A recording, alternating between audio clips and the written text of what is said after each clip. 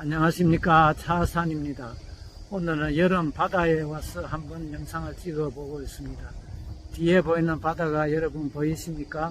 시원한 모습이 아주 눈에 좋습니다. 오늘은 최근 화제가 된 법정 구속에 대하여 한번 말씀을 드리겠습니다.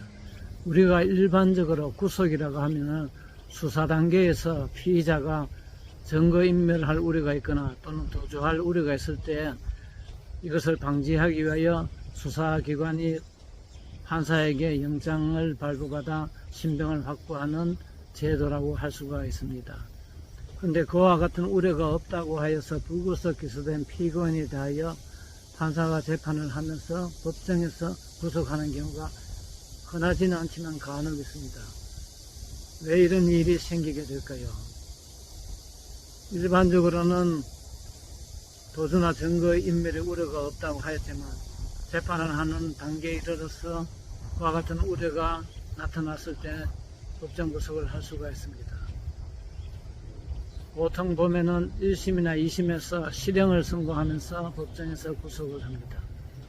그런데 과연 1심이나 2심에서 실형을 선고한다고 하여서 피고인이 갑자기 도주하거나 증거인멸의 우려가 있다고 볼 수가 있을까요? 2심에서 선고를 한 경우에는 이미 증거가 다 수집되었기 때문에 도주의 우려가 있느냐가 문제가 됩니다.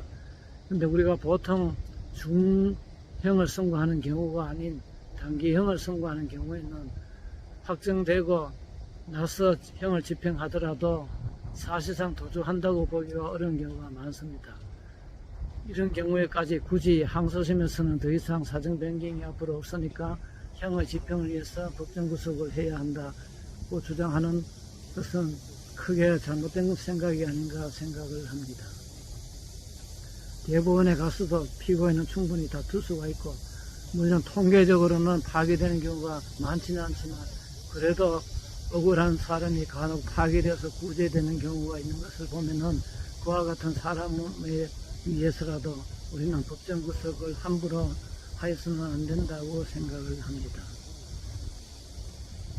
기계적으로 형을 선고하면은 이제는 도주의 우려가 있으니까 법정 구속을 해야 한다는 것은 너무나 편의적인 발상이라고 할 수가 있습니다. 피고인은 상고심이나 또는 항소심에 가서도 자기 방어를 위하여 모든 수단을 취할 권리가 있고 또 판사에 따라서 생각이 다를 수가 있기 때문에 이와 같은 피고인의 권리는 충분히 보장되어야 할 것입니다. 또 형을 선고했다고 해서 바로 그날 신병을 확보해서 형을 집행하는 것보다는 피고인이 자기의 신변을 정리할 기회를 가진 다음에 스스로 출두하여서 형의 집행을 받는 것이 오히려 더 순리에 맞는 것이 아닌가 생각을 합니다. 법정 구속이 되면 사실상 피고인은 공황에 빠지게 됩니다.